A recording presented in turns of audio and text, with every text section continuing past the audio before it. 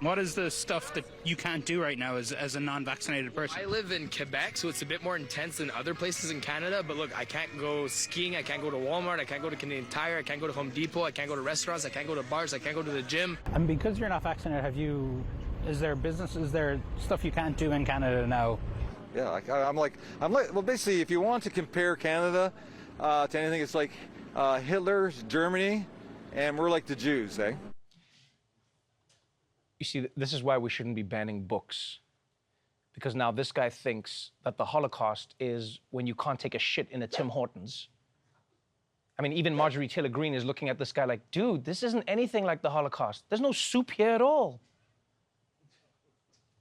It's actually wild when you think about it, like how many different ways people disrespect Holocaust survivors. Because some people are like, what happened to you didn't happen. And then some people are like, no, what happened to you did happen. And it's happening again to me right now because I can't go skiing. Team. But anyway, the point is these truckers and their supporters feel persecuted. And when this started, it was just a protest against vaccine requirements for truckers. But it's now grown into a wider movement against all coronavirus restrictions. They want vaccine mandates gone. They want mask mandates gone. They want to be free to sneeze into strangers' mouths again, like the good old days. But blocking traffic in downtown Ottawa hasn't done the trick. So now they've decided to take things up a notch. A crucial trade link between Canada and the United States was disrupted by protesters for a third day in a row. The Ambassador Bridge is the busiest international crossing in North America, linking Windsor, Ontario to Detroit, while another border crossing in Ontario is experiencing an hours-long delay. The Ambassador Bridge sees about 1/4 of all the goods that go between the two countries every day. On a normal day, that's about $340 million worth of goods rolling through, and the impact is already being felt.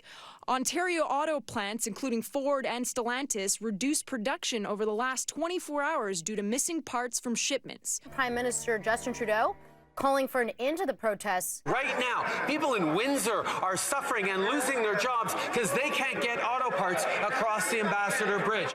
Yeah, you see? Now you can really see how much of an impact a truck protest can have. You just park a bunch of them on a bridge, just a key bridge, boom! International trade slows to a trickle, which I didn't even know could still happen, by the way.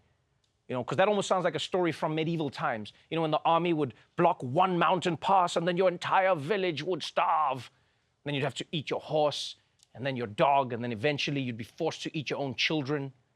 And then right as you finish eating your last child, the siege would end, and you have to spend the rest of your life in therapy. I just feel really bad for eating my own children. Look, you can't blame yourself. That path was closed for almost 2 days. Like, think about it. If these were just regular protesters on foot, the cops would have cleared them out by now. But to move a truck, you need someone who can drive a truck, which isn't as easy as it sounds. It takes months of training to be able to sit in the driver's seat of a truck and not just honk the horn the whole time. It's extremely tempting. So now, these truckers are finding a lot of support, not just from Canadians, but from Republicans in the United States. Yeah, Rand Paul, Donald Trump, everyone on Fox News are coming out in support of these truckers, which I do find kind of funny. Because all of these people who are cheering on the truckers are like, yeah, shut it all down, truckers, bring the economy to its knees. Aren't those the same people who said we shouldn't have any COVID restrictions because the last thing we wanted to do is bring an economy down to its knees? I mean, so basically what? It's not worth hurting the economy just to save countless lives, but it is to make a point?